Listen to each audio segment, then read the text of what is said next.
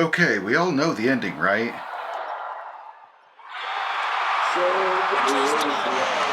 Benny and the Supernovas win it. There was a first season. There was an epic championship. Omaha over Grand Rapids in 4 sets in front of over 10,000 fans. But no one knew when we started if we'd make it this far.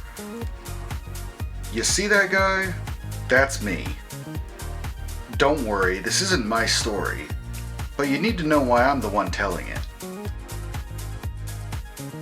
You need to know why I'm the one who captured all this. Back in 2021, we met a couple of guys who had an idea to start a professional volleyball league, and then we loaned them some money. So we were, kinda literally, the first people to invest in the resurrection of Major League Volleyball. And then we spent our own time and money to capture this audacious attempt to return pro volleyball to the United States. This is our passion project and our gift to the volleyball world. Win or lose, we set out to preserve the stories of the people, of the women who took a chance on making this happen. Women like PVF's first ever Rookie of the Year.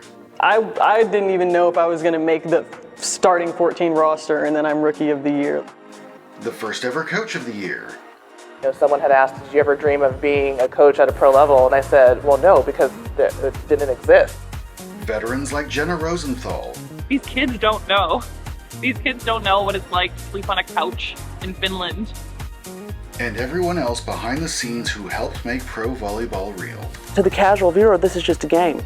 This is the livelihood of a lot of people. We couldn't know 3 years ago what 2024 would become. We couldn't know that the stars would align and it would become the year of the woman in so many sports. But what we did know was that what was about to happen was going to be historic, and somebody needed to make sure that they captured the full story of year one.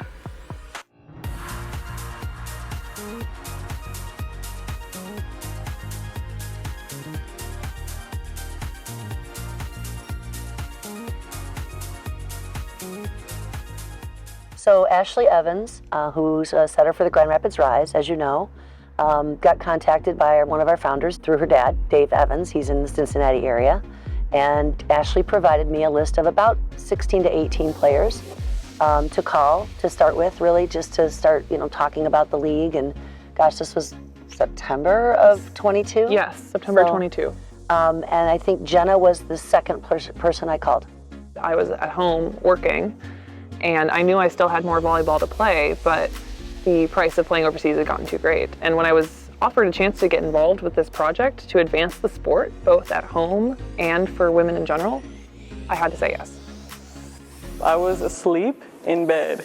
It was like 11, I was still asleep. And my dad comes upstairs and he knocks on my door, and I open it, I'm half awake. He's like, I just got off the phone with Jimmy Burrow. You were drafted second round to the Columbus Fury. I was like, first of all, I wasn't even awake really. On Hell had sent me a lot of DMs on Instagram. Coaches had been sending me DMs. I didn't answer any of them, and not one. So I was not expecting any of them to draft me because I wasn't responding to anybody.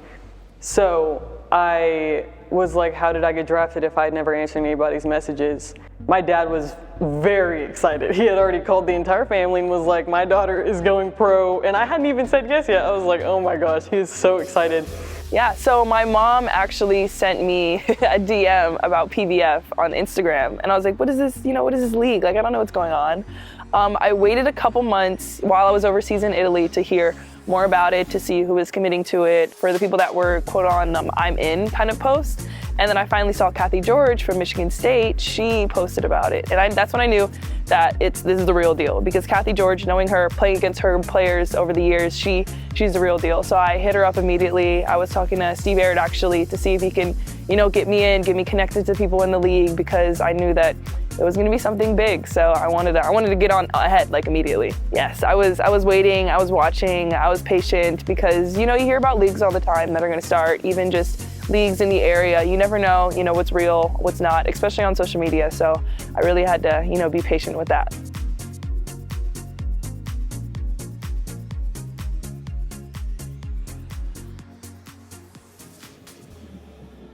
Trust and love win championships. I can tell you that. Trust and love win championships. I've been lucky and fortunate enough to be in 14 championship teams all over the world. Love and trust. Like it's burning in my inside right now. Because I want to be the best coach in the league. That's me. That's my goal. And for that, I need for you to be the best version of yourself. Doesn't mean we're winning. Doesn't mean we're winning. I want you to be the best version of yourself.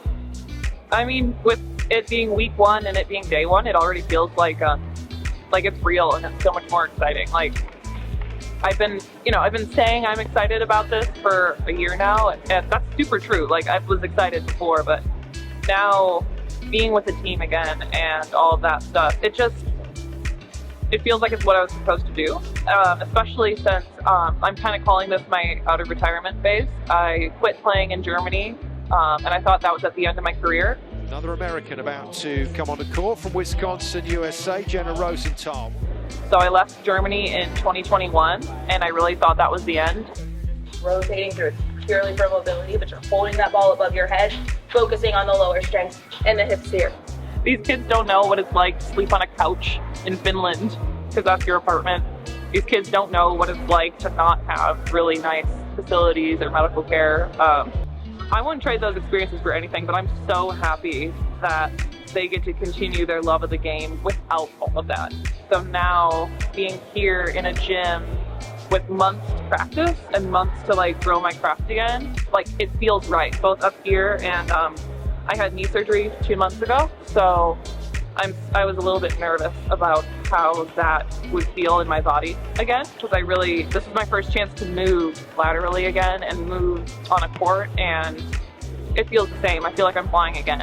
With the surgery and being retired, I wasn't sure if I would have that feeling again or if I would feel like my old self, and I really do.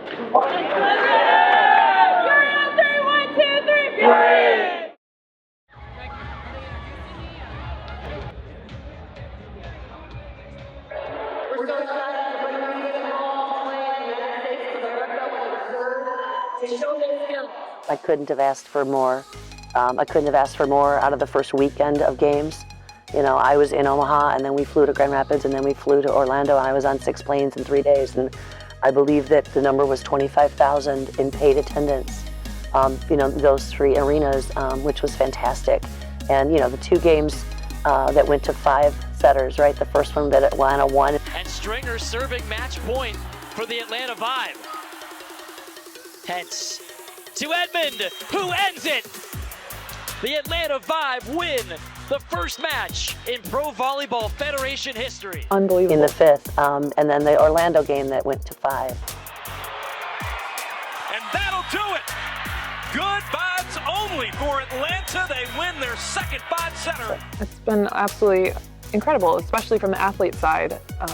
We were able to come together and we did this. I remember 2 years ago here at the Final Four for the NCAA when we were first starting to tell the public about our plan, and obviously the immense amount of work that had gotten us to that point, and we still had so much more to go. PVF launched publicly in November 2022. 1 month later, in Omaha, next door to the NCAA Volleyball Finals, was the annual conference for the American Volleyball Coaches Association, the AVCA. Until then, PVF was just a bunch of individuals working across the country. Here, they came together publicly to promote PVF to the volleyball community. I'd been working with the founders in Texas, so this was the first time I met some of these people in person, including the founders of PVF's first announced franchise, the Grand Rapids Rise. From that day in 2022 to the Rise's first match against the Fury in January 2024, a lot had to happen fast. We saw the vision from day one, obviously, just through conversations, through people in the space, through people in the sports world, and in our own research as well. we really realized that there was a gap in the market, and that women's volleyball was a desired sport by sports fans. Grand Rapids' new professional volleyball team has a name. It is my honor to introduce to you for the first time the Grand Rapids Rise. From day one, encouraged with the support that we've received, and it's been incredible. It really has. Really can't thank the city of Grand Rapids enough for welcoming us with open arms and really diving in and embracing the Grand Rapids Rise as a true professional sports franchise. We've always loved this city. We've enjoyed Michigan so much over the years, and we're so ready to rock this thing next January. A sign of how good a new league is going to be is the level of talent they bring in. And today we learned the Grand Rapids Rise is not messing around. They announced the signing of their first 3 players. One is Emilia Dimitrova, who won 2 golds on the world stage with Bulgaria. And being 32 and still competing in the high level, I think this is maybe the best thing. A new pro volleyball team is hoping to see a spike in fans at Van Andel Arena tonight. The morning of game day, the arena is empty, but there's already a ticking clock in the back of everyone's mind. You don't have much time to work out any last-minute issues that suddenly pop up, like if one of your players hasn't gotten their uniform. Bam! Thank you, Lexi Sun. So, the red and the black are good. And I get there early to catch every dose of that Raynell Jones Let's Go energy. Let's go! But before you know it, it's game time. University of Washington alum, middle blocker, Larry Rose. And your Grand Rapids Rise head coach, Kathy Char. For the players' first game, well, you should just hear it from them.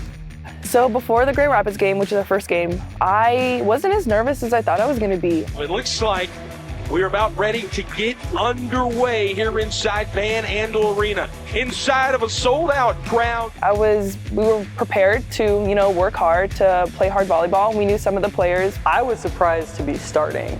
When the game started, I was surprised to be on the court. Hey, Pro Volleyball.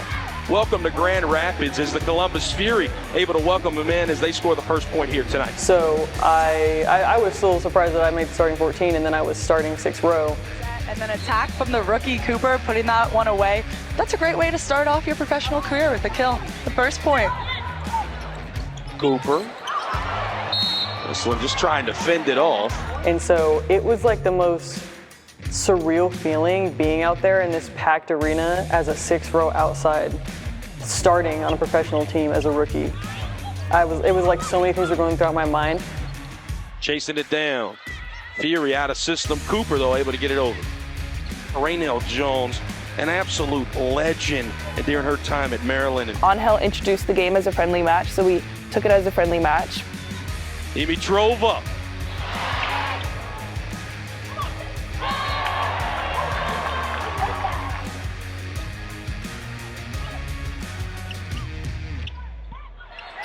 Joust at the net, one by the Rise, point, also one by the Rise. If we, kind of understood on how hard the rest of the season was going to be, I think that we would have, came into the match a little bit more attention to detail. I think I played well enough.